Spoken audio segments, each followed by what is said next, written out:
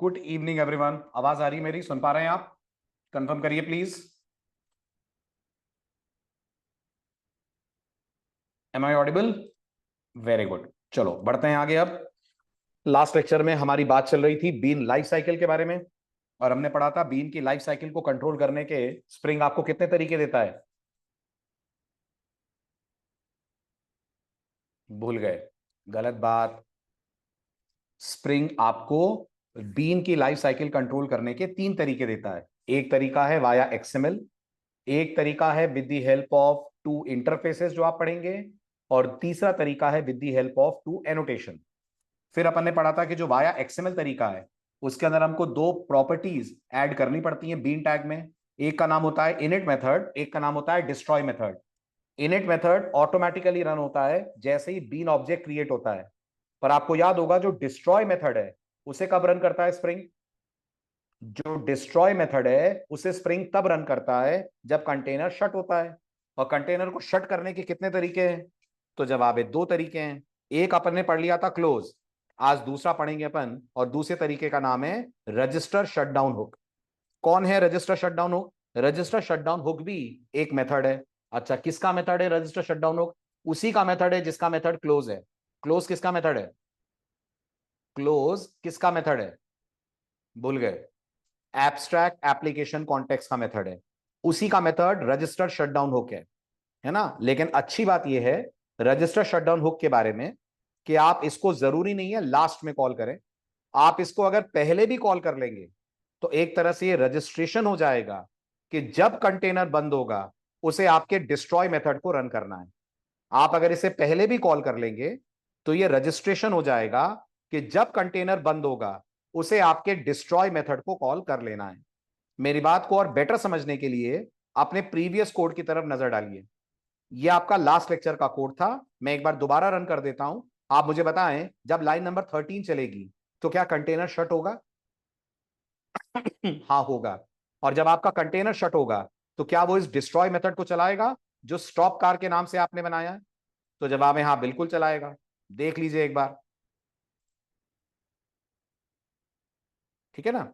अब मेरा सवाल यह है कि अगर मैं इस लाइन नंबर 13 को लाइन नंबर 11 के पहले लिख दूं तब क्या होगा?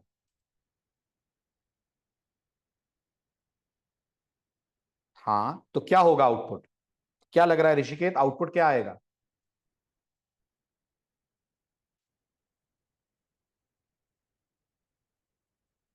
बोलो बोलो फटाफट। आउटपुट एक्सेप्शन आएगी। क्यों एक्सेप्शन क्यों आएगी?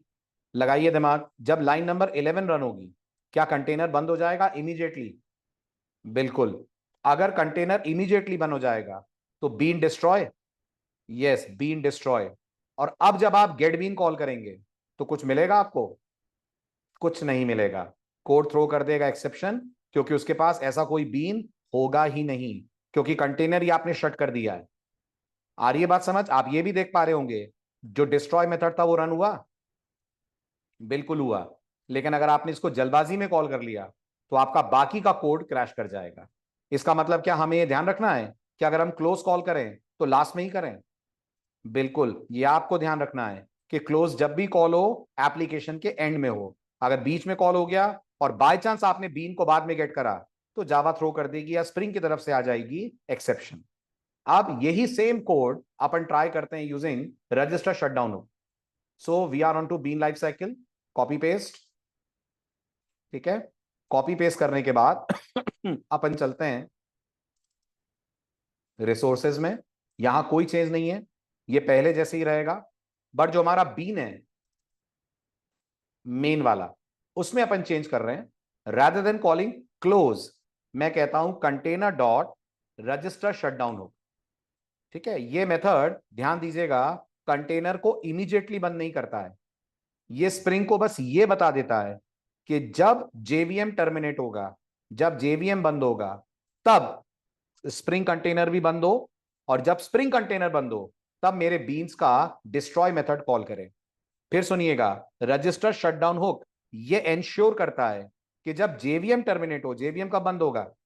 जेवीएम बंद होगा जब आपका मेन मेथड डेड होगा, जब मेन मेथड फिनिश होगा। तो जैसे ही मेन मेथड फिनिश हो जेवीएम डेड होगा, और जब जेवीएम डेड होगा उस वक्त स्प्रिंग कंटेनर भी डेड होगा, और जब स्प्रिंग कंटेनर डेड होगा तो वो आपके बीन को भी डिस्ट्रॉय कर देगा। तो अगर मैं इस कोड को रन करूं तो फिलहाल तो क्लोज की तरह इसका भी आउटपुट पहले जैसा आएगा, लास्ट में आपको स्टॉप दिख जाएगा। But the good thing is that अगर मैं इसको यहां भी कॉल कर देता हूं कंटेनर बनाने के तुरंत बाद, तो भी मेरे कोड के आउटपुट पे कोई इफेक्ट नहीं आएगा। अभी भी आप देखेंगे ऑल्दो मैं रजिस्टर शटडाउन को कॉल स्टार्टिंग में कर रहा हूं, लेकिन कंटेनर बंद तब तक नहीं होगा जब तक जेवीएम शटडाउन ना हो, और जेवीएम शटडाउन तभी होगा जब मेन एंड होगा। आया समझ? दोनों में डिफरेंस क्लियर हुआ? ओके। अब इनके यूज केसेस क्या हैं? तो बहुत सिंपल यूज केसेस हैं, पढ़िए। अगर हम बात करें रजिस्टर शटडाउन हुक चलता कब है, तो जवाब यह है आपके कॉल करने पर नहीं चलता है। आपके कॉल करने पर सिर्फ रजिस्ट्रेशन हो जाता है। वो आपके डिस्ट्रॉय मेथड को तभी चलाता है जब जेवीएम शट होता है। जबकि क्लोज का क्या कहना है? क्लोज का यह कहना है वो तो तुरंत के तुरंत इमीडिएट इफेक्ट के साथ कंटेनर को शट कर देगा और बीन को भी कर देगा डिस्ट्रॉय। यूज केस क्या है? यूज केस ये है कि रजिस्टर शटडाउन हुक आप उन एप्लीकेशंस में लगाइए जिनमें आपको ये श्योरिटी चाहिए कि जब भी कभी एप्लीकेशन बंद हो उस वक्त मेमोरी फ्री हो, उस वक्त रिसोर्सेज डीएलोकेट हो और आपका डिस्ट्रॉय मेथड चले। लेकिन क्लोज आप तब कॉल करिए जब आपको कोई भरोसा नहीं है स्प्रिंग पे, आपको लगता है नहीं आई डोंट ट्रस्ट स्प्रिंग, मेरे कहने पर तुरंत के तुरंत सर्वर डाउन हो या एप्लीकेशन टर्मिनेट हो और उस वक्त मेरे लिए डिस्ट्रॉय मेथड एग्जीक्यूट हो जाए। टाइमिंग वो आपको पता ही है। आप जब रजिस्टर शटडाउन को कॉल करते हैं वो इमीडिएटली अपना इफेक्ट नहीं दिखाता, वो तब दिखाता है जब कंटेनर शटडाउन होगा, यानी जब जेवीएम शटडाउन होगा। और इसको कॉल कहां करना होता है? इसको कॉल नॉर्मली हम कंटेनर के इनिशियलाइज होने के तुरंत बाद कर लेते हैं, क्योंकि हमें पता है अगर हम कंटेनर के इनिशियलाइज होने के तुरंत बाद भी इसको कॉल करेंगे इफेक्ट तो इसका लास्ट में ही दिखेगा। लेकिन क्लोज के बारे में सावधान, थोड़ा सा केयरफुल रहना पड़ता है। क्लोज को जहां कॉल कर लिया आपने वहीं पे वो शट डाउन कर देगा कंटेनर को। तो कहीं ऐसा ना हो कि बीन के यूज होने के बीच में ही आप क्लोज कर दें। Use case clear?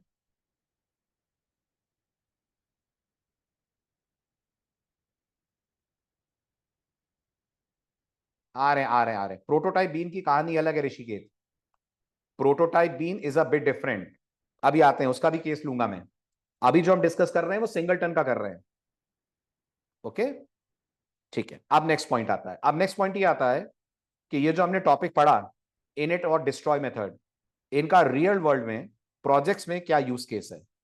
बहुत सिंपल और बहुत इंटरेस्टिंग यूज केस है।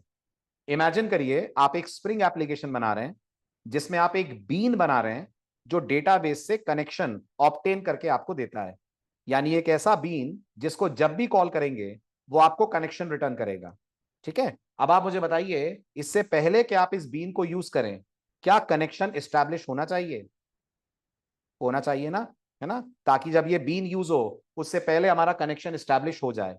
तो कनेक्शन एस्टैब्लिश करने का कोड हमें कहां लिखना चाहिए? तो जवाब है इनिट मेथड में लिखना चाहिए, क्योंकि हम चाहेंगे हमारा बीन ऑब्जेक्ट क्रिएट जैसे ही हो, जैसे ही उसमें डिपेंडेंसीज इंजेक्ट हो जाएं उसके तुरंत बाद वो कनेक्शन ओपन कर ले। मेरी बात आप कोड देखकर ज्यादा बेटर समझेंगे, पहले अच्छे से इस क्लास को ऑब्जर्व कीजिए।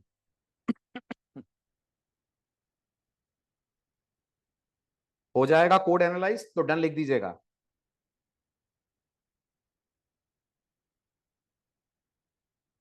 डन। तो मेरा पहला क्वेश्चन आप लोगों से यह है, क्या ये एक बीन क्लास है? तो आंसर होगा हाँ है, क्योंकि आप देखिए ये इसके इंस्टेंस वेरिएबल हैं और ये हर इंस्टेंस वेरिएबल का अपन ने सेटर दिया हुआ है। तो अगर मैं इस क्लास को एक्सएमएल के अंदर बीन टैग के साथ क्रिएट करूं तो क्या कंटेनर इसका ऑब्जेक्ट बनाएगा? है कनेक्शन का भी है ऋषिकेश, देखना भी।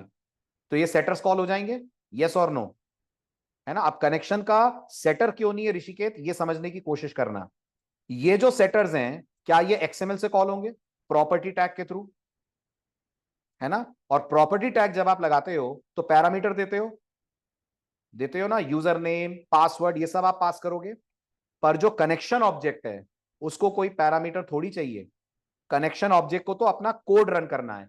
जो कनेक्शन ऑब्जेक्ट को पैरामीटर चाहिए कनेक्शन ऑब्टेन करने के लिए, वो तो ये तीन चीजें हैं ना जो ऑलरेडी आपके पास इन तीन वेरिएबल में आ गई हैं, है ना? तो अब आप नोटिस करो कनेक्शन खोलने का कोड एज अ डेवलपर कहां लिखा गया है? तो जवाब है एक मेथड में लिखा गया है जिसका नाम है इनिशियलाइज कनेक्शन। कैसा मेथड है, पैरामीटराइज के नॉन पैरामीटराइज? Non parameterise. तो क्या ये प्रॉपर्टी टैग से कॉल हो जाएगा?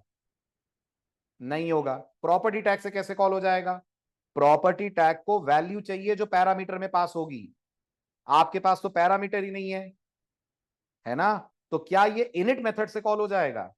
हाँ, ये इनिट मेथड से कॉल हो जाएगा। तो जब हम अपनी एक्सएमएल फाइल बनाएंगे और इस पर्टिकुलर क्लास के लिए बीन टैग क्रिएट करेंगे तो कितने प्रॉपर्टी टैग्स लगाएंगे? तो जवाब है 3 प्रॉपर्टी टैग लगाएंगे।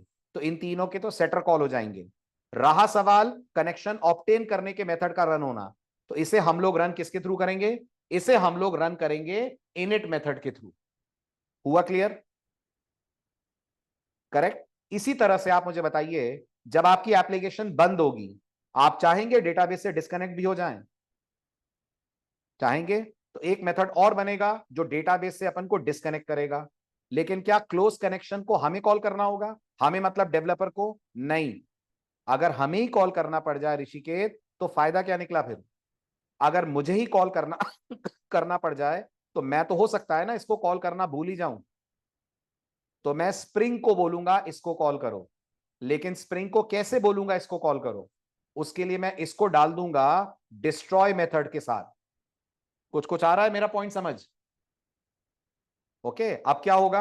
अब डिस्ट्रॉय मेथड के अंदर अगर मैं इसका नाम लिख दूंगा, तो जैसे ही मेरी एप्लीकेशन टर्मिनेट होगी, रजिस्टर शटडाउन हुक चलेगा। रजिस्टर शटडाउन हुक स्प्रिंग को बंद करेगा। स्प्रिंग अपने आप को टर्मिनेट करने से पहले आपका कॉल कर लेगा क्लोज कनेक्शन। ठीक है, एक्सएमएल पे नजर डालो। बताओ एक्सएमएल समझ आ रही है? ये दोनों दिख रहे हैं, इनिट मेथड और destroy method. Got it? Property आप देखो मैंने 3 लगाई हैं, पर इनिट और डिस्ट्रॉय मेथड मैंने 2 एट्रीब्यूट यूज करे बीन टैग के, जो आपने लास्ट लेक्चर में पढ़े। ये श्योरिटी लेगा कि इससे पहले कंफ्यूजन कंफ्यूजन, ध्यान से अभिषेक। सबसे पहली बात, डिस्ट्रॉय कहीं दिख रहा है? डिस्ट्रॉय नाम तो किसी का नहीं है। नाम डिस्ट्रॉय मेथड है और उसमें ये मेथड असाइन है। पर ये मेथड चलेगा कब? तो ये मेथड तब चलेगा जब आप कंटेनर को क्लोज करोगे। कंटेनर को क्लोज कितनी तरह से कर सकते हो? 2 तरह से कर सकते हो। या तो क्लोज कॉल कर लो, या रजिस्टर शटडाउन हुक कॉल कर लो। वो आपको डिसाइड करना है कि आप जब अपनी मेन क्लास बनाओगे, आप मेन क्लास में किसे कॉल करोगे। जिसे भी कॉल करोगे उसके बिहाफ पर आपका ये क्लोज कनेक्शन रन हो जाएगा। जैसे मेरा कोड देखकर बताओ मैंने क्या करा है लास्ट में? मैंने लास्ट में कॉल करा है कॉन्टेक्स्ट डॉट क्लोज। ठीक है, अगर मैं ये ना करता, क्या इसकी जगह ये कर सकता था मैं?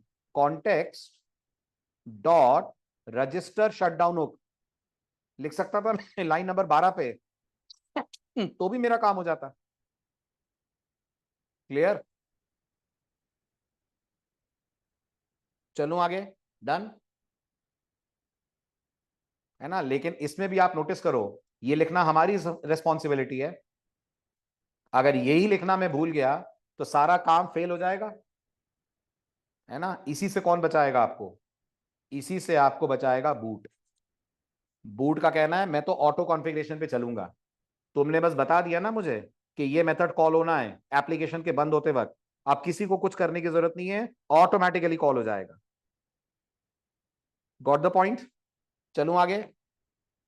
Very good. तो ये हुई कहानी आपकी इनिट मेथड और डिस्ट्रॉय मेथड के प्रैक्टिकल यूज की। अब बात करते हैं दूसरा तरीका क्या था, अगर हम बीन की लाइफ साइकिल में इनिट और डिस्ट्रॉय मेथड चलवाना चाहते हैं। तो दूसरा तरीका यह है कि स्प्रिंग ने आपको 2 इंटरफेस दिए हैं। ओके, क्या है उन दोनों के नाम? एक का नाम है इनिशियलाइजिंग बीन, एक का नाम है डिस्पोजेबल बीन। कौन है ये स्प्रिंग की टीम की तरफ से दिए गए 2 इंटरफेसेस हैं। अगर इंटरफेस हैं तो इनमें एब्स्ट्रैक्ट मेथड होंगे। यस, इनमें एब्स्ट्रैक्ट मेथड है। आप अगर इन इंटरफेसेस को अपनी क्लास में इंप्लीमेंट कर लें, आप अगर इन इंटरफेसेस को अपनी क्लास में इंप्लीमेंट कर लें, तो ये आपको 2 मेथड्स देंगे। एक ये देगा, एक ये देगा। जो इनिशियलाइजिंग बीन आपको मेथड देगा उसका नाम है आफ्टर प्रॉपर्टीज सेट। मेथड के नाम से पहचानिएगा, आफ्टर प्रॉपर्टी सेट। और जो डिस्पोजेबल बीन आपको मेथड देगा उसका नाम ही डिस्ट्रॉय है। बाकी आप अकलमंद हैं, सोचिए आफ्टर प्रॉपर्टी सेट कब कॉल होगा? ये कॉल होगा इनिट मेथड की जगह। और डिस्ट्रॉय कब कॉल होगा? ये कॉल होगा डिस्ट्रॉय मेथड की जगह। आ रहा है समझ? है ना? और सबसे अच्छी बात ये, मुझे एक्सएमएल में इनिट मेथड और डिस्ट्रॉय मेथड प्रॉपर्टीज हैंडल करनी पड़ेंगी कि नहीं? मुझे एक्सएमएल में इनिट मेथड और डिस्ट्रॉय मेथड प्रॉपर्टीज हैंडल करनी पड़ेंगी कि नहीं? तो जवाब है नहीं करनी पड़ेंगी।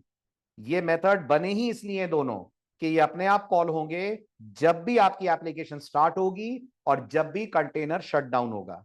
क्लियर हुआ? ठीक है, तो अब जरा प्रीवियस कोड को इससे बनवा दीजिए। सो अपन चलते हैं bean life cycle 2, copy paste. ये हुआ हमारा बीन लाइफ साइकिल 3, क्लोज कर दिया। बीन लाइफ साइकिल 3 में आइए। कहां चेंज आएगा? तो जवाब है कार में चेंज आएगा। क्या चेंज आएगा कार में? कार में आप करोगे इंप्लीमेंट्स। दोनों को करना जरूरी है कि एक को करने से भी हो जाएगा? तो स्प्रिंग का कहना है वो तुम डिसाइड, स्प्रिंग का कहना है वो तुम डिसाइड करो। मुझे कोई प्रॉब्लम नहीं है तुम एक को इंप्लीमेंट करते हो कि दो को करते हो। दोनों को करोगे तो पूरी लाइफ साइकिल मैनेज कर लोगे, एक को करोगे तो लाइफ साइकिल का एक पार्ट मैनेज होगा। क्लियर है? तो कोई जबरदस्ती नहीं है कि दोनों को करा जाए, लोग दोनों को करते हैं, that's a different story. But there is no compulsion कि आपको दोनों को ही इंप्लीमेंट करना है, पर अपन दोनों को करेंगे। ठीक है, पहले का नाम क्या है? पहले का नाम है इनिशियलाइजिंग बीन। ठीक है, दूसरे का नाम क्या है? दूसरे का नाम है डिस्पोजेबल बीन। ठीक है, जैसे ही आप इनको इंप्लीमेंट करेंगे, एरर क्यों आ रही है कार क्लास पे? कार क्लास पे एरर इसलिए आ रही है क्योंकि उसने एब्स्ट्रैक्ट मेथड्स ओवरराइड नहीं करे हैं। तो क्या करना पड़ेगा? यहां माउस का पॉइंटर लाइए और बोलिए अनइंप्लीमेंटेड मेथड्स को ओवरराइड करना है। ये मिल गए आपको दो मेथड, एक का नाम है डिस्ट्रॉय और एक का नाम है आफ्टर प्रॉपर्टी सेट। ये भी क्लियर है? ठीक है, अब आपने जो स्टार्ट कार के अंदर कोड लिखा था वो कोड कट कीजिए और शिफ्ट कर दीजिए आफ्टर प्रॉपर्टी सेट के अंदर। और आपने जो स्टॉप कार के अंदर कोड लिखा था कट करिए और शिफ्ट कर दीजिए वो डिस्ट्रॉय के अंदर। और क्या करिए, अब आपको ये स्टार्ट कार और स्टॉप कार की जरूरत नहीं है। ये हो गई आपकी कार यानी बीन क्लास। कोई डाउट है तो पूछिए, क्लियर है तो क्लियर लिख दें। क्लियर है, नो डाउट्स। आप पहुंचिए अपनी एक्सएमएल में। ठीक, एक्सएमएल में क्या ऐड करेंगे? एक्सएमएल में क्या ऐड करेंगे? तो जवाब है कुछ ऐड नहीं करेंगे बल्कि हटाएंगे, इन दोनों को ड्रॉप करेंगे। ना अब आपको चाहिए इनिट मेथड, ना चाहिए आपको डिस्ट्रॉय मेथड। ठीक है, लेकिन याद रखिएगा मेन में रजिस्टर शटडाउन हुक रहेगा। यस, इसको नहीं हटा सकते आप। अगर ये हट गया तो डिस्ट्रॉय नहीं चलेगा। ठीक है, या तो इसको लगाइए या फिर लास्ट में क्लोज लगाइए। रन करिए, आउटपुट आपको पहले जैसा मिल जाना चाहिए। क्लियर? तो ये थोड़ा सा आपके लिए आसान है। रेस्ट्रिक्शन बस एक है, मेथड आपके नाम के नहीं बनेंगे। जो आपकी चॉइस है वो नाम मेथड्स का नहीं होगा, मेथड इसी नाम से ओवरराइड होंगे, after property set and destroy. चलूं आगे? गुड। अब इसी को करने का स्प्रिंग आपको देता है तीसरा तरीका। वो क्या है? वो है आप यूज करें something which is called annotation. ठीक है, वैसे तो एनोटेशन हमारे अगले लेक्चर का डिटेल्ड टॉपिक है, और अगले लेक्चर से आप मान लीजिए इनडायरेक्टली आप स्प्रिंग बूट की तरफ बढ़ जाएंगे, क्योंकि आप धीरे धीरे कौन हटता जाएगा? धीरे धीरे एक्सएमएल खत्म। हाँ, स्प्रिंग तो हटेगा ही, लेकिन एक्सएमएल का यूज हटा जाएगा, है ना? और हम pure and simple annotation based coding पे आ जाएंगे। और एनोटेशन मैं आपको डिटेल में पढ़ाऊंगा अगले लेक्चर में। आज सिर्फ हल्का सा हिंट ले लीजिए कि सर ये एनोटेशंस होते क्या है। एनोटेशंस वो छोटे छोटे कमांड्स होते हैं जो कंपाइलर को या स्प्रिंग के इंजन को आपकी तरफ से कुछ इंस्ट्रक्शंस पास ऑन करते हैं। I repeat my words, annotations वो छोटे से कमांड्स होते हैं, सिंगल वर्ड कमांड्स होते हैं, जो कंपाइलर को या स्प्रिंग इंजन को, स्प्रिंग कंटेनर को आपकी तरफ से कुछ इंस्ट्रक्शंस पास करते हैं। राइट? जैसे अगर मैं आपसे पूछूं ये लाइन का जावा कंपाइलर के लिए कुछ मतलब है, import Java dot यूटिल dot array list. Compiler ये लाइन देखता है तो कुछ समझता है इसका मतलब? तो आप बोलोगे हाँ, कंपाइलर को ये समझ में आता है कि प्रोग्रामर ऑर्डर दे रहा है एरे लिस्ट क्लास को इंपोर्ट करके लाओ, है ना। जैसे ये स्टेटमेंट आपने लिखा है, ऐसे ही हम एनोटेशंस लिखते हैं, और एनोटेशंस हमेशा स्टार्ट होते हैं एट द रेट से। ये बिल्कुल वैसी बात है जैसे एचटीएमएल में टैग किससे स्टार्ट होता है, एंगुलर ब्रैकेट से। जैसे टैग की शुरुआत एंगुलर ब्रैकेट से है, ऐसे एनोटेशन की शुरुआत एट द रेट के सिंबल से होती है। फिर यहां पर कुछ टेक्स्ट आता है, सम टेक्स्ट इज रिटन, और जो आप टेक्स्ट लिखते हैं उसका एक वेल डिफाइंड मीनिंग होता है। और कंपाइलर या स्प्रिंग इंजन दोनों के लिए एनोटेशंस होते हैं, जो एनोटेशन जिसके लिए है वो उस एनोटेशन को फॉलो करने लगता है। अकॉर्डिंग टू दैट एनोटेशन वो अपनी एक्टिविटी परफॉर्म करता है, चाहे तो कंपाइलर चाहे तो स्प्रिंग कंटेनर। ये भी क्लियर है? ठीक है, बाकी इसके बारे में डिटेल में बात होगी हमारी। और वैसे देखा जाए तो एक एनोटेशन तो आप बहुत यूज कर ही चुके हैं जावा में, वो कौन है? वो है eight the rate override. I hope आपने इसको पढ़ा होगा, इसका पर्पस पता होगा आपको। पता है इसका क्या पर्पस है, ये क्यों लगाते हैं अपन जावा के अंदर? ये इसलिए लगाते हैं जिससे कि, कंप्लीट करो मेरी बात। नहीं पता है? अरे बहुत इंटरेस्टिंग पर्पस है धीरज, चलो इसको अपन अगले लेक्चर के लिए छोड़ते हैं। वैसे मैं हिंट दे दूं, ये कंपाइलर को ये बताता है कि चेक करो प्रोग्रामर ओवरराइडिंग के रूल्स फॉलो कर रहा है कि नहीं। तो ऋषिकेत अगर मैं ओवरराइड नहीं लगाऊंगा तो मेथड ओवरराइड नहीं होगा, कि होगा? होगा ना, तो फिर ये क्यों लगाते हैं? इसके बिना भी तो ओवरराइड होता ही है, तो फिर ये क्यों लगा रहे हैं अपन? तो ये इसलिए लगाते हैं ताकि ओवरराइडिंग के दौरान अगर मुझसे कुछ मिस्टेक्स हो जाएं तो कंटेनर मेरी उस मिस्टेक को, सॉरी कंपाइलर मेरी उस मिस्टेक्स को ट्रैप कर ले। क्लियर है? है ना? बताऊंगा मैं आपको डिटेल में, बहुत इंटरेस्टिंग है ये। तो जैसे एट द रेट ओवरराइड है ना, जावा का नोटेशन है ना, बिल्कुल वैसे at the rate post construct और at the rate pre destroy, ये भी दो एनोटेशंस हैं। आप गेस करो नाम से ये पहला वाला क्या करता होगा? At the rate post construct. Very good Phool Sagar. Phool Sagar तुम स्प्रिंग में बहुत जवाब दे रहे हो, रिएक्ट में क्या हो गया था तुम्हें सुबह? हाँ, सुबह नींद में रहते हैं ऐसा? स्प्रिंग में तो बड़े एक्टिव हो तुम। अच्छा, बैकअप कर रहे हो, ओ अच्छा अच्छा। रिएक्ट में तुम्हारा अभी तक वहां पहुंचे नहीं, अच्छा ठीक है फटाफट करो, क्योंकि रिएक्ट तो रेगुलर है, स्प्रिंग तो फिर ऑल्टरनेट है। चलो एनीवेज, तो ये हमारा पोस्ट कंस्ट्रक्ट एनोटेशन है। ये अगर किसी मेथड के ऊपर आपने लगा दिया तो स्प्रिंग ये मानकर चलेगा कि मेरे को इस मेथड को इनिशियलाइजेशन के बाद कॉल करना है। बिल्कुल वैसी बात है ना ये, कि अगर मैंने कार नाम की क्लास बनाई और इसमें कार नाम का मेथड बना दिया, तो जावा का कंपाइलर ये मानकर चलता है कि मुझे इसे कॉल करना है जब भी कार का बनेगा ऑब्जेक्ट। यस की नो? है ना? तो जैसे जावा ये मानती है कि ये मेथड कंस्ट्रक्टर है, ऐसे स्प्रिंग ये मानता है कि किसी मेथड के ऊपर तुमने इसको लगा दिया अगर, तो वो इनिट मेथड बन जाएगा। किसी के ऊपर तुमने इसको लगा दिया तो वो क्या बन जाएगा? वो बन जाएगा डिस्ट्रॉय मेथड। क्लियर हुआ? Very good. नेक्स्ट, अब आगे की कहानी पढ़ो, बट इन एनोटेशंस के साथ।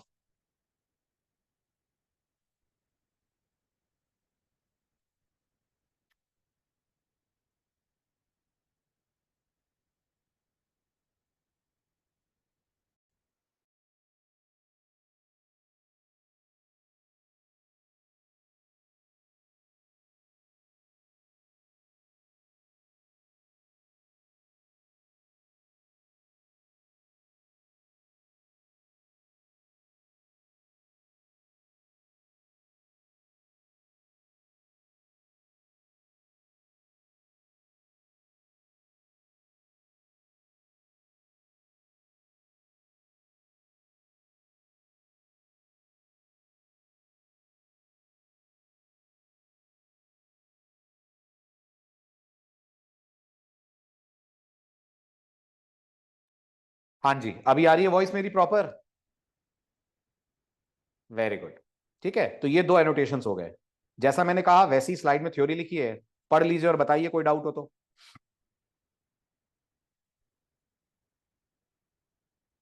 यही अपन ने भी डिस्कस करा, पोस्ट कंस्ट्रक्ट हर मेथड को इनिट मेथड बना देगा, प्री डिस्ट्रॉय किसी के ऊपर लग गया तो डिस्ट्रॉय मेथड बना देगा। लेकिन अगर आपको ये दो एनोटेशन यूज करने हैं तो आपको 3 काम एक्स्ट्रा करने पड़ेंगे।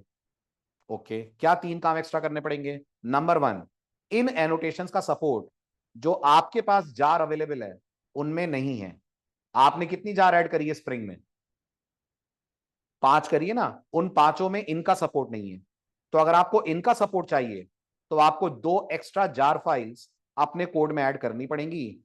एक है स्प्रिंग एओपी और एक है जावा x annotation API 1.2 dot jar. अब इन जार फाइल्स के बारे में एक बात मैं आपको याद दिलाना चाहूंगा कि ये वाली जो जार है ये आपको एग्जैक्टली 1.2 लेनी है, पर ये वाली जार उस नंबर या वर्जन की लेनी है जिसकी आपकी बाकी की जार फाइल्स हैं। याद है आपको, अपन ने एक 6x डाउनलोड करी थी, एक 5.3.7 डाउनलोड करी थी, याद आ रहा है? तो अगर आप लोगों के पास बाकी की जार 6 की जार है तो मेक श्योर एओपी भी 6 का हो। बाकी की जार 5 की जार है तो एओपी भी आपको 5 का लेना है। Is this clear? पहले इतना करें, है ना? तो सबसे पहले तो इन जार को ही डाउनलोड करते हैं। So let's go to our browser. क्या नाम है आपकी पहली जार का? आपकी पहली जार का नाम है जावा x dot annotation followed by API 1.2। ठीक है, कहां जाएंगे? वहीं जाएंगे एमवीएन रिपोजिटरी। पहुंच गए एमवीएन पे, किस पे क्लिक करेंगे? जार पे क्लिक करेंगे। जैसे ही क्लिक करेंगे डाउनलोडिंग स्टार्ट हो जाएगी। नेटवर्क बहुत स्लो चल रहा है आज शायद। राइट, ठीक है। और दूसरी जार कौन सी है? दूसरी जार आपको चाहिए स्प्रिंग एओपी की jar. Spring AOP, AOP followed by 5 point, बल्कि जार ही लिख दो आप तो। अगेन आप पहुंच जाओगे एमवीएन रिपोजिटरी पे and inside repository you will click on this jar icon. हमारी 5.3.37 है। पहले ये देख ले हमारा कौन सा वर्जन है, कौन सा वर्जन है हमारा। Build path, configure build path 5.3.37, right. बस तो फिर इसी नंबर की जार फाइल आपको इसकी भी डाउनलोड करनी है। 5.3.37 ये होगा फिर यहां पे कहीं, ये रहा 5.3.37। इस पे क्लिक कीजिए, जार पे क्लिक कीजिए। ठीक, जो आपका डाउनलोड्स फोल्डर है वहां जाइए, दोनों जार्स को कॉपी कीजिए। तो ये मैंने इन दोनों को कॉपी करा। इन दोनों को कॉपी करने के बाद आपके फोल्डर में पहुंचा दीजिए। हमारा फोल्डर कौन सा था? मेरे सिस्टम पे मुझे देखना पड़ेगा मैंने कहाँ रखा था। सो मैंने रखा था डी में, माई स्प्रिंग जार्स में। ओके, तो मैं गया डी ड्राइव में, inside my spring jars.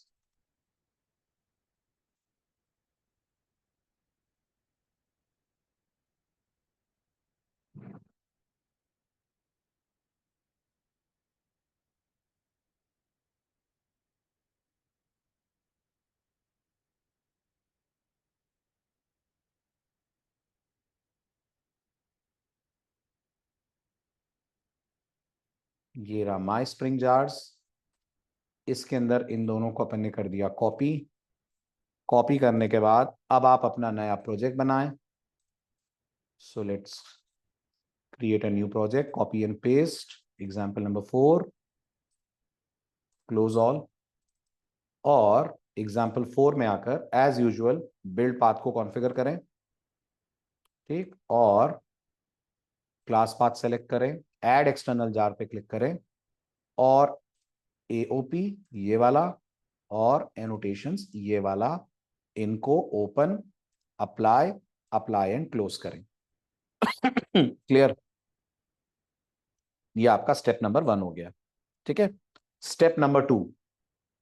Step number 2 ये है, अपन चलते हैं अपने कार के अंदर। ठीक है, अब आपको जिस भी मेथड को डेजिग्नेट करना हो एज इनिट मेथड, उस मेथड को बनाइए। तो मैं चाहता हूं मेरा मेथड बने स्टार्ट कार। तो मैंने कहा public void start car.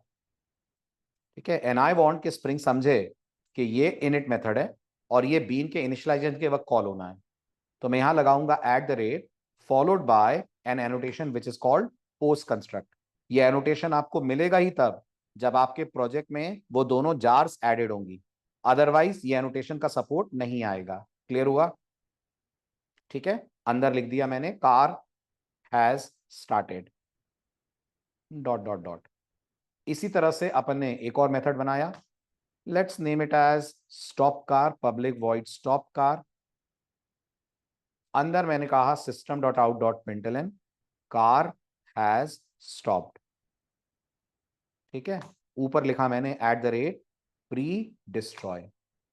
Clear है दोनों एनोटेशंस? ये हो गए आपके दो काम। ठीक है, अब अगला काम स्लाइड कह रही है आपको आपके एक्सएमएल का स्कीमा बदलना पड़ेगा। आपको आपके एक्सएमएल का स्कीमा करना पड़ेगा चेंज। अच्छा, क्या चेंज करना पड़ेगा स्कीमा में? तो आपको स्प्रिंग कॉन्टेक्स्ट का स्कीमा लाना पड़ेगा। स्प्रिंग कॉन्टेक्स्ट मतलब समझिए, जो आपकी फिलहाल एक्सएमएल है वो जो स्कीमा को यूज कर रही है वो ये वाला स्कीमा है ना। ये पूरा स्कीमा आपका चेंज होगा। वो कैसे होगा? तो जाइए आप गूगल में, यहां लिखिए स्प्रिंग कॉन्टेक्स्ट स्कीमा। ठीक है, आप पहुंच जाएंगे स्प्रिंग के मेन डॉक्स पे।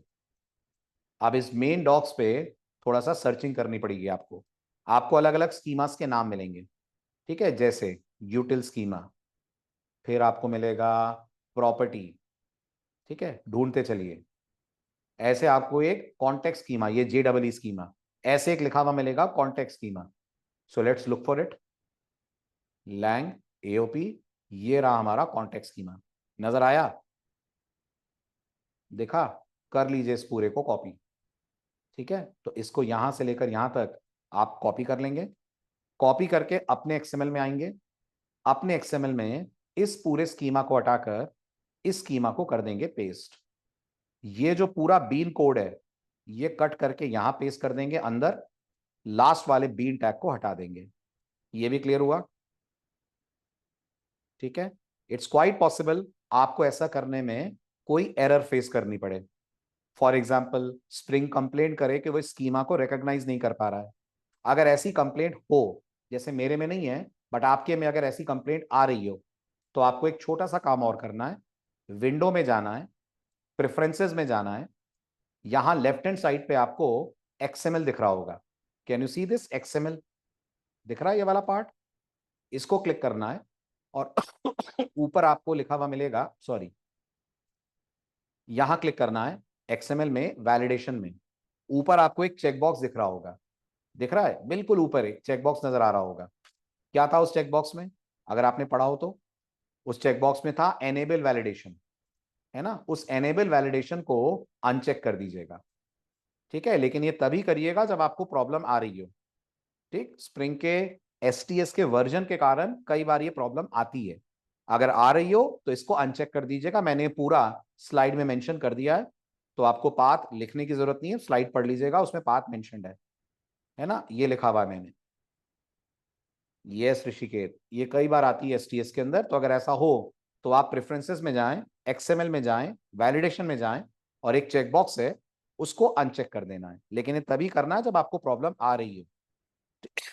ठीक है, तो ये हो गया आपका दूसरा बड़ा चेंज। तीसरा बड़ा चेंज ये है कि ये जो एनोटेशंस आपने यूज करे हैं ये स्प्रिंग नहीं समझ पाएगा, स्प्रिंग इनको रिकॉग्नाइज नहीं कर पाएगा जब तक आप एक स्पेशल टैग अपनी XML में और ऐड नहीं करते। कौन सा स्पेशल टैग? अपने बीन टैग के ठीक ऊपर आपको एक टैग ऐड करना है जिसका नाम है कॉन्टेक्स्ट कोलन एनोटेशन। दिख रहा है आपको? Context colon annotation dash config. बस आपको ये टैग एनेबल कर देना है। ये टैग इसलिए लिखा जाता है ताकि ये जो आप अलग से एनोटेशन ऐड कर रहे हैं, ध्यान दीजिएगा, ये एनोटेशन आप अलग से जार फाइल के थ्रू लाए, तो ये जो दो एनोटेशन आप जार फाइल के थ्रू लेकर आए, इन एनोटेशन के साथ कोई प्रॉब्लम ना हो जाए। अब ये इंप्लीमेंट हट जाएगा। ठीक है, क्योंकि आप इसको तो यूज कर नहीं रहे हो, और कोड को आप कर दे सेव। अच्छी बात क्या है? अच्छी बात यह है कि अब आप किसी भी नाम का मेथड बना सकते हैं, एक बात। दूसरी बात, जरूरी नहीं आप एक ही मेथड के ऊपर पोस्ट कंस्ट्रक्ट लगाएं। आप 2 4 10 जितने मेथड के ऊपर ये लगा देंगे, स्प्रिंग सबको कॉल करेगा बीन के इनिशियलाइजेशन के बाद, और जितनों के ऊपर प्री डिस्ट्रॉय लगा देंगे सबको कॉल करेगा बीन डिस्ट्रॉय होने से पहले। So you can have multiple destroy method, you can have multiple init methods. ये इसकी पावर है। अब आप अगर इसको रन करते हैं, आउटपुट आपको पहले जैसा ही मिलना चाहिए। क्लियर है? डन। अब आते हैं ऋषिकेत वाले सवाल पे। ठीक है, हाँ जी, हाँ जी, हाँ जी। In case of multiple methods if you use post construct, बिल्कुल बिल्कुल सबके सब फॉलो होंगे। Very nice question. इसका प्रैक्टिकल यूज करते हैं अपन। ठीक है, कार स्टार्ट होने के बाद एक्सेलरेट भी होती है, गियर भी लगता है। तो मैंने बना दिए तीन मेथड, एक दो तीन। ठीक है, स्टार्ट कार की जगह मैंने कह दिया अप्लाई गियर्स, राइट। अंदर लिख दिया मैंने कार स्टार्ट के बाद गियर अप्लाइड, गियर लगा दिया अपन ने। गियर लगाने के बाद मैंने कहा एक्सेलरेट। ठीक, यहां मैंने कह दिया कार इज एक्सेलरेटिंग। ठीक है, कितने मेरे पास पोस्ट कंस्ट्रक्ट हैं? मेरे पास तीन पोस्ट कंस्ट्रक्ट्स हैं। अब आप चेक करिए, अगर मैं मेन फाइल को रन करता हूं, I will be getting all three of them. सही बात है, क्लच तो छोड़ा ही नहीं। लगा देता हूं। Nice nice. तो मैंने कर दिया गियर अप्लाइड और उसके बाद कार इज एक्सेलरेटिंग। तो एज यू कैन सी मेरे पास तीनों मेथड रन हो रहे हैं eight the rate post construct के कारण। Clear? This is the power. चलो आगे। Done, very good, nice. तो ये हुआ हमारा pre construct, sorry post construct और प्री डिस्ट्रॉय खत्म। अब ऋषिकेत ने स्टार्टिंग में सवाल पूछा था something related to prototype bean. Let's discuss that very important interview question. पहला चांस आपका, बताइए ये जो आप 2 दिन से लाइफ साइकिल मेथड्स पढ़ रहे हैं, क्या ये life cycle method prototype bean के लिए भी काम करेंगे? यस कि नो? आंसर आंसर आंसर सबसे चाहिए मुझे। खाली 3-4 लोगों को नहीं पढ़ा रहा हूं मैं। Everyone please be interactive. क्या life cycle methods prototype bean के लिए भी चलेंगे? तो जवाब है हाँ, चलेंगे तो सही, लेकिन पार्शियल चलेंगे। चलेंगे तो सही लेकिन पार्शियल चलेंगे मतलब पढ़िए अगली स्लाइड क्या कह रही है, पढ़िए आराम से। ये क्लियर है? अगर आपने बीन को प्रोटोटाइप करा, तो जो आपने इनिशियलाइजेशन के लिए मेथड बनाया है, कैसे भी बनाया हो, आपने एनोटेशन से बनाया हो, आपने एक्सएमएल के अंदर एंट्री करी हो, कैसे भी करा हो, अगर आपका प्रोटोटाइप बीन क्रिएट होगा तो ये मेथड कंटेनर जरूर कॉल करेगा, है ना? फिर आपको याद होगा मैंने प्रोटोटाइप बीन के बारे में बताया था। क्या स्प्रिंग प्रोटोटाइप बीन को अपने पास रखता है या आपको हैंडओवर कर देता है? अपन को हैंडओवर कर देता है ना? और इस कारण से जो डिस्ट्रॉय वाले मेथड्स हैं वो प्रोटोटाइप बीन के लिए नहीं काम करते। जो डिस्ट्रॉय वाले मेथड्स हैं वो प्रोटोटाइप बीन के लिए नहीं काम करेंगे। आप कोई भी कोड लिख दें, destroy methods will not get a chance to run. और इस बात को प्रूव करने के लिए अपन इसी कोड को दोबारा बनाते हैं विद अ माइनर चेंज कि हम बीन का स्कोप कर देंगे प्रोटोटाइप। बाय डिफॉल्ट बीन का स्कोप क्या होता है? बाय डिफॉल्ट हर बीन होता है सिंगलटन बीन। ठीक है, अब मैं जाता हूं एक्सएमएल के अंदर, मैंने कुछ भी नहीं बदला, सिर्फ यहां एक लाइन ऐड करी। क्या है वो लाइन? सिर्फ यहां एक लाइन ऐड करी, वो लाइन है स्कोप इज इक्वल टू, क्या लिख दिया? स्कोप इज इक्वल्स टू, अपन लिख दिया प्रोटोटाइप। यही होता है। स्कोप इज इक्वल्स टू, मैंने कह दिया प्रोटोटाइप। क्लियर है? ठीक है, अब मेरा बीन प्रोटोटाइप बीन हो गया। ठीक, अब आप रन करिए। आपने तो सब बनाए ना, डिस्ट्रॉय डिस्ट्रॉय सारे बनाए। कार स्टॉप आपका डिस्ट्रॉय मेथड है। रन करिए, क्या क्या चला आप नोटिस करिए। इनिट वाले सारे चले हैं, गियर अप्लाइड, कार स्टार्टेड, सब चल रहा है। कार ड्राइव भी हो रही है, लेकिन कार डिस्ट्रॉय नहीं हुई, कार स्टॉप नहीं हुई। जबकि कंटेनर शटडाउन हुआ। यस, कंटेनर शटडाउन हुआ। बहुत सारे स्टूडेंट्स को यह डाउट होता है, आपके प्रीवियस बैच को यह डाउट था कि सर आपने क्लोज कॉल नहीं करा। आपने रजिस्टर शटडाउन हुक कॉल करा है, शायद इस कारण से प्रॉब्लम है। क्लोज का इफेक्ट इमीडिएट होता है, उसे कॉल करिए, हो सकता है डिस्ट्रॉय चले। इवन अगर आप क्लोज कॉल करेंगे, प्रोटोटाइप बीन का डिस्ट्रॉय तब भी नहीं चलेगा, क्योंकि स्प्रिंग के पास वो है ही नहीं। तो जब ये लाइन चली होगी तो क्या कंटेनर शटडाउन हुआ होगा? हाँ बिल्कुल हुआ होगा, पर कंटेनर के पास आपका बीन ही नहीं है। जब उसके पास ये कार बीन ही नहीं है, तो वो उसके लिए डिस्ट्रॉय मेथड चलाएगा कैसे? यही फर्क था जब आपने स्कोप के वक्त सुना था कि सिंगलटन बीन की पूरी लाइफ साइकिल स्प्रिंग मैनेज करता है। प्रोटोटाइप बीन में ये मैनेजमेंट पार्शियल होता है, कुछ काम स्प्रिंग करता है, कुछ काम डेवलपर को करने हैं। क्लियर है? ठीक है, अब अगला सवाल। मुझे तो लेकिन डिस्ट्रॉय मेथड चलाना है। जी जी ऋषिकेश, उसी पे आ रहा हूं। मुझे तो डिस्ट्रॉय मेथड चलाना है, तो मैं क्या करूं? तो स्प्रिंग कहता है अगर तुम चाहते हो बीन प्रोटोटाइप है फिर भी डिस्ट्रॉय चले, तो तुम्हारे पास अलग अलग ऑप्शंस हैं। क्या अलग अलग ऑप्शन है? तुम्हारे पास तीन ऑप्शन है। पहला ऑप्शन, तुम मैन्युअली इन मेथड को कॉल करो। कौन से मेथड को मैन्युअली कॉल करो? जो तुम्हारा डिस्ट्रॉय मेथड है उसे मैन्युअली कॉल करो। अच्छा, मतलब ये जो कंटेनर क्लोज हो रहा है, इस कंटेनर के क्लोज होने के पहले तुम खुद ही कह दो कार डॉट स्टॉप कार। चलेगा? बिल्कुल चलेगा। लेकिन ध्यान रखना, कार डॉट स्टॉप कार से बीन डिस्ट्रॉय नहीं होगा। What I want you to understand is, अगर मैं 4 बार कार को स्टॉप करूं, कार चारों बार स्टॉप होगी? Yes, very funny. लेकिन कार 4 बार बंद होगी। एक बार बंद होने के बाद दोबारा बंद होगी, दूसरी बार बंद होने के बाद तीसरी बार भी बंद होगी, जिससे प्रूफ होता है कि ये काम तो कर रहा है, लेकिन ये एक नॉर्मल मेथड है। जैसे ड्राइव चल रहा है वैसे स्टॉप कार चल रहा है।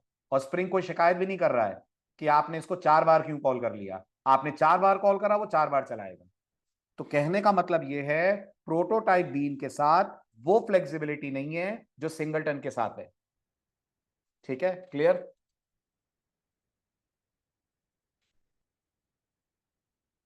Very good. तो आप मैन्युअली कॉल कर लें, दैट्स इट, कोई ऑप्शन नहीं है। फिर लास्ट ऑप्शन ये है ऋषिकेश, कि आप जब कस्टम स्कोप्स बनाना सीखेंगे तब आप इसको हैंडल करें। अदरवाइज कोई तरीका नहीं है। आप इवन डिस्पोजेबल बीन इंटरफेस को भी इंप्लीमेंट करेंगे तो डिस्ट्रॉय मेथड आप ही को कॉल करना पड़ेगा। ठीक, चलें आगे। है ना? और वैसे भी अगर आपको याद हो, तो मैंने आपसे कहा था स्प्रिंग बूट में जब हम काम करेंगे, हमारे अधिकतर बीन क्या होंगे? हमारे अधिकतर बीन सिंगलटन ही होंगे। हमें प्रोटोटाइप की जरूरत ना के बराबर पड़ेगी। Okay, doubt coming from Vicky, sir container dot close के बाद, हाँ करो ना, कोई दिक्कत नहीं है, करो कंटेनर डॉट क्लोज के बाद। तुम्हारा जो बीन है वो तुम्हारे पास है कि स्प्रिंग के पास है?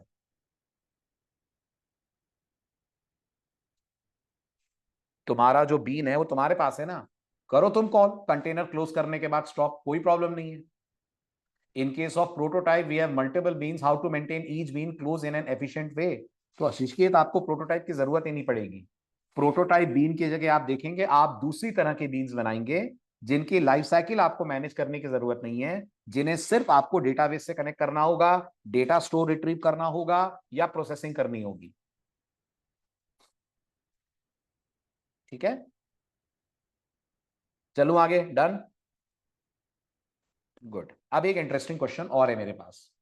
ऐसा कोई करता नहीं है, बट ये क्वेश्चन एक पर्टिकुलर कंपनी ने पूछा था, तो मुझे लगा आपसे भी डिस्कस करूं, हो सकता है बाय चांस आपके सामने भी आ जाए। एक बार फिर बताइए, इनेट और डिस्ट्रॉय के कितने तरीके पढ़े आपने?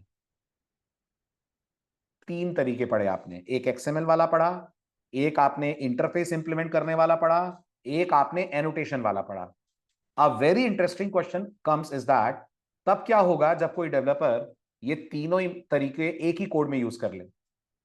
मतलब कितने मेथड बना दे वो अपनी क्लास में? 6 मेथड बना दे, तीनों तरीकों को यूज कर ले।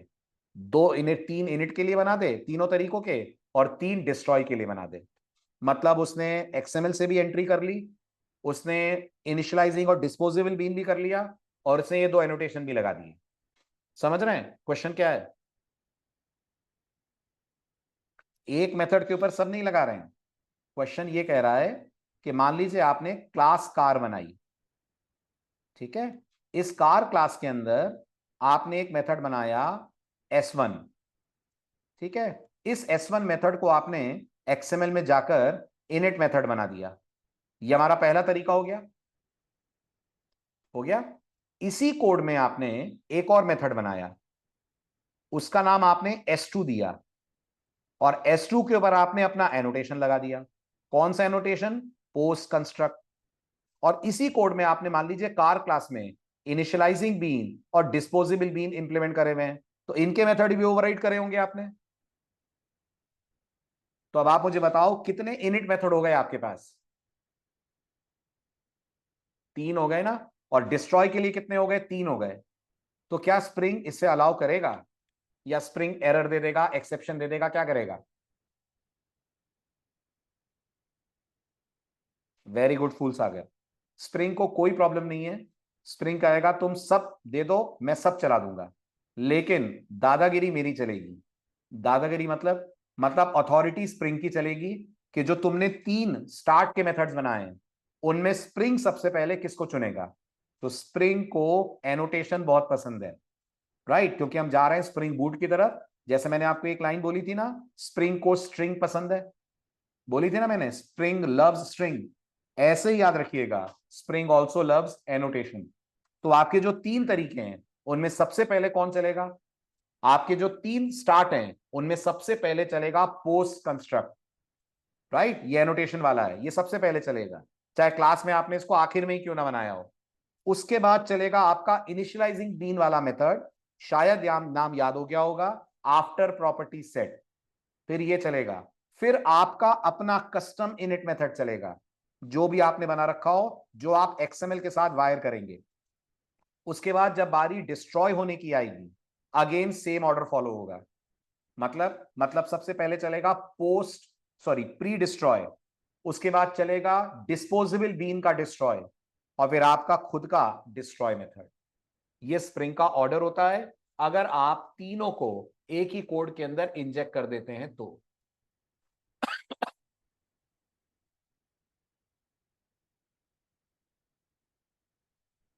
क्लियर? All good? हाँ जी, that true, it will run, but my question is object will be created? नहीं, आप जितनी बार गेट बीन करोगे उतनी बार ऑब्जेक्ट बनेगा। जितनी बार गेट बीन करोगे उतनी बार ऑब्जेक्ट बनेगा। नहीं, मैं प्रोटोटाइप के लिए जवाब दे रहा हूं, सिंगलटन के लिए नहीं दे रहा हूं। अनम्यूट करूं ऋषिकेत, डाउट है तो?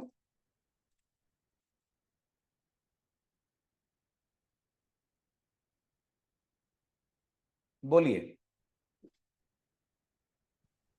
Sir, I was just asking that we discussed like in case of prototype, probably we don't require to create a multiple objects of the beans, right? So In case of prototype bean, every time we call get bean, a new instance gets created. yeah, yes, but probably we would not be needed to create via bean tags and all, right? Because ऐसा कोई prototype, requirement आएगा ही नहीं हमारे पास ना. You just said हाँ, like मैंने कहा prototype been आपको रियल वर्ल्ड प्रोजेक्ट्स में कम देखने को मिलेंगे। correct. So I ये thought it मैंने was कहा। singleton only. So that's नहीं what. नहीं नहीं नहीं नहीं, same. Okay, okay, that's clear, sir. Okay, okay. हाँ जी, चलूं आगे, यहां तक क्लियर? तो ये हुआ आपका लाइफ साइकिल खत्म। अब हम एक कदम और आगे बढ़ते हैं स्प्रिंग बूट की तरफ, ठीक है, लेकिन स्प्रिंग बूट खूब एनोटेशंस यूज करता है। तो अब हम डिस्कस करते हैं एनोटेशंस क्या है, क्योंकि आपको याद होगा जब आपने स्प्रिंग शुरू करा था तो आपने DI, आपने ये पढ़ा था कि अगर आपको स्प्रिंग यूज करना है तो स्प्रिंग को कॉन्फ़िगरेशन देना पड़ता है। याद आ रहा है? आपका सेकंड या थर्ड लेक्चर रहा होगा। कॉन्फ़िगरेशन देने के कितने तरीके होते हैं स्प्रिंग में? वेरी गुड फूल सागर, तीनों के नाम बताओ। वेरी गुड, एनोटेशन, XML और जावा कॉन्फ़िगरेशन।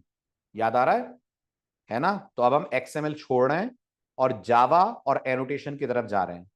तो आप ये, जैसा मैंने कहा, आप ये मान लीजिए इनडायरेक्टली स्प्रिंग बूट की तैयारी आपकी स्टार्ट हो गई है।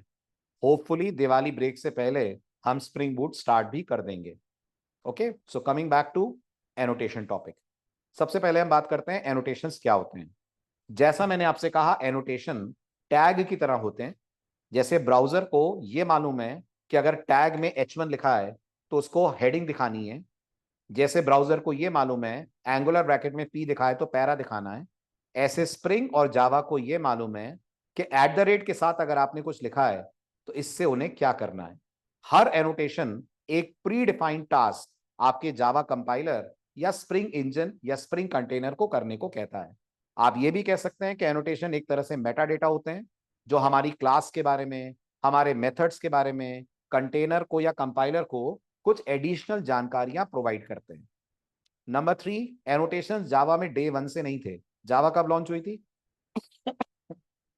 जावा 1996 में लॉन्च हुई थी।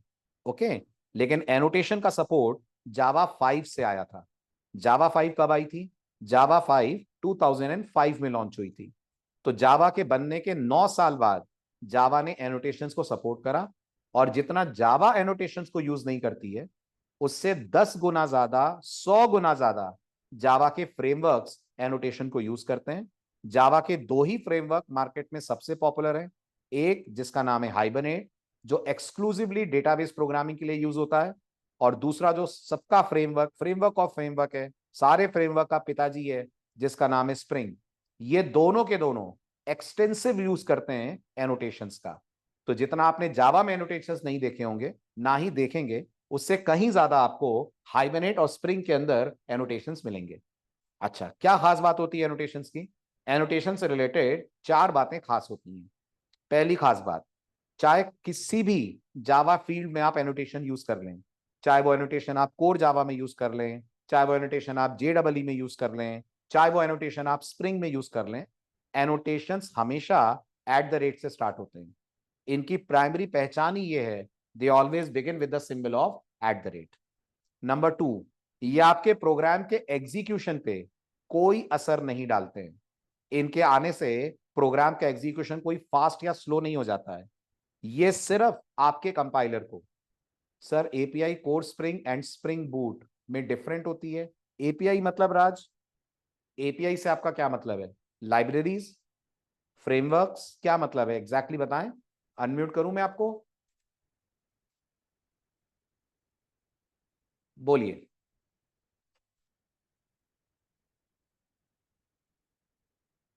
सर स्प्रिंग बूट में हाँ हाँ, और स्प्रिंग में सर दोनों डिफरेंट वे से क्रिएट होती हैं या सेम ही रहते हैं?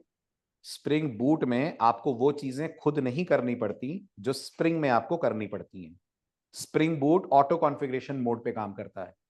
Auto okay. कॉन्फ़िगरेशन का मतलब होता है, अभी आप देखना, ये जो 3-4 लेक्चर आप पढ़ोगे ना, ये स्प्रिंग बूट के यस। पर्पस से पढ़ोगे। लेकिन आप स्प्रिंग के अंदर काम कर रहे हो, स्प्रिंग बूट तो शुरू हुआ नहीं है अभी, तो बहुत सारे यस काम सर। आप देखोगे अभी भी मैं करूंगा। लेकिन जिस दिन स्प्रिंग बूट स्टार्ट होगा, ये जितने भी काम इन 4-5 लेक्चरों में मैं कर रहा हूं, ये सब मेरे काम रिड्यूस हो जाएंगे, और स्प्रिंग बूट मेरे लिए सारी चीजें खुद ही मेंटेन कर देगा। तो आप ये ओके कह सर। सकते हो स्प्रिंग बूट एक तरह का ऑटोमेटिक कार है, वो ऑटो कार है, जिसका ड्राइवर अपने यस आप सर। ही आपको आपके सोर्स से डेस्टिनेशन तक पहुंचा देगा, आप तो बस बैठ जाओ। तो कार दोनों है, ओके सर। स्प्रिंग भी कार है, स्प्रिंग बूट भी कार है। बस स्प्रिंग कार को चलाना मुझे है, मुझे ड्राइविंग मैनुअल। मैनुअली चलाना है। पहुंचाएगी वो भी ओके सर। मुझे, मेरा काम आसान स्प्रिंग भी करेगा। बट अगर मेरे पास yes sir. Auto driven car है तो मुझे तो खाली बैठना है और बोलना है भाई यहाँ पहुंचा दे, कार मेरे को वहां पहुंचा देगी। तो मुझे स्प्रिंग बूट को सिर्फ ये बोलना है, वेब एप्लीकेशन के हिसाब से अपने आप को कॉन्फ़िगर कर लो। स्प्रिंग बूट टॉमकैट का सर्वर ले आएगा, डेटाबेस कनेक्शन कर देगा, सब मेरे लिए ऑटोमेटिक कर देगा। बस मुझे एक छोटी सी एंट्री करने की देर है। ये स्प्रिंग बूट है। Okay sir. Thank you. Welcome. तो स्प्रिंग बूट के 2-3 प्रोग्राम होने दीजिए, क्योंकि आपके दिमाग में भी बहुत क्यूरियोसिटी होगी, और ये इंटरव्यूज में तो पूछा ही जाता है कि स्प्रिंग और स्प्रिंग बूट में डिफरेंस बताओ। बच्चे पूरा प्रोजेक्ट कर लेते हैं स्प्रिंग बूट पे, बट ये क्वेश्चन का आंसर ही नहीं दे पाते हैं कि दोनों में फर्क क्या है, जबकि दोनों में बहुत बेसिक सा फर्क है। वो आप स्प्रिंग बूट के 3-4 लेक्चर में ही समझ जाएंगे। चलूं आगे। सो नंबर 2, तो मैंने कहा एनोटेशन आपके एग्जीक्यूशन फ्लो को डिस्टर्ब नहीं करते हैं। तो फिर वो करते क्या है? वो आपके जावा कंपाइलर को या स्प्रिंग इंजन को या स्प्रिंग कंटेनर को कुछ ऐसी जानकारी, कुछ ऐसी इंफॉर्मेशन प्रोवाइड करते हैं जिससे कंटेनर के लिए और कंपाइलर के लिए आपके कोड की हैंडलिंग करना आसान हो जाता है। उसे कुछ ऐसी बातें आपके कोड के बारे में मालूम चल जाती हैं जिनके थ्रू वो आपके कोड को बेहतर तरीके से मैनेज कर सकता है। राइट? कुछ लोग कहते हैं इसका मतलब एनोटेशन कमेंट्स की तरह होते होंगे। बिल्कुल नहीं। कमेंट और एनोटेशन में बहुत बड़ा फर्क है। कमेंट्स कंपाइलर पढ़ता है? नहीं पढ़ता है। लेकिन एनोटेशंस को कंपाइलर पढ़ता है। एनोटेशन या तो कंपाइलर के लिए होते हैं और या स्प्रिंग कंटेनर के लिए होते हैं। जैसे @override, ये किसके लिए है? @override नाम का एनोटेशन जावा कंपाइलर के लिए है। ओके, और स्प्रिंग के लिए आप देखेंगे बहुत सारे एनोटेशन है। जैसे ही आप स्प्रिंग बूट में एंटर करेंगे कई एनोटेशंस आपको मिलेंगे। अभी अगले लेक्चर में मैं आपको एक एनोटेशन से मिलवाऊंगा जो स्प्रिंग ने दिया है, जिसका नाम है @component। आप इस एनोटेशन से मिलेंगे। फिर आपको डेटाबेस प्रोग्रामिंग के दौरान एक एनोटेशन से मिलवाऊंगा जिसका नाम है @repository।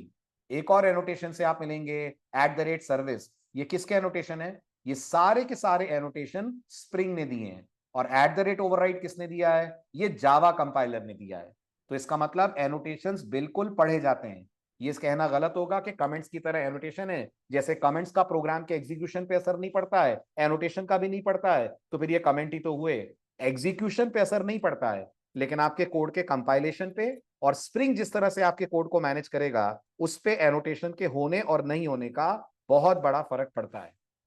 क्लियर है? Basic introduction. ठीक है, तो अब अगले लेक्चर में हम पढ़ेंगे सबसे पहले @override। थोड़ा सा आपको जावा में इस एनोटेशन का पर्पस समझाऊंगा मैं। उसके बाद हम चलेंगे एक्चुअल एनोटेशन टॉपिक पे, यानी स्प्रिंग के एनोटेशन।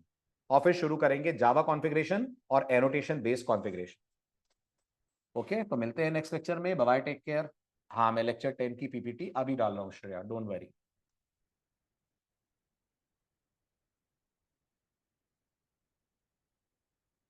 ऑटो कॉन्फ़िगरेशन जगमीत, सबसे बड़ी बात है वो आपको ऑटो कॉन्फ़िगरेशन देंगे। इजी तो है ही है, ऑटो कॉन्फ़िगरेशन हो जाएगा। ऑटो कॉन्फ़िगरेशन का मतलब होता है आप अपने कोड के अंदर जो एक्स्ट्रा इंस्ट्रक्शंस एक्सएमएल में लिखते थे वो इंस्ट्रक्शन आप एनोटेशन के थ्रू पास करोगे। और फिर सबसे बड़ी बात यह है, हम जब स्प्रिंग बूट पढ़ेंगे एक्सएमएल कहीं भी नहीं आएगी नजर। तो आप ये भी कह सकते हो कि सर इसका मतलब एनोटेशन पढ़ना हमारी मजबूरी है। यस, एनोटेशन पढ़ना आपकी मजबूरी है, क्योंकि स्प्रिंग बूट एक्सएमएल से कॉन्फ़िगरेशंस नहीं उठाता। स्प्रिंग बूट को कॉन्फ़िगरेशन सिर्फ एनोटेशन से चाहिए। क्लियर?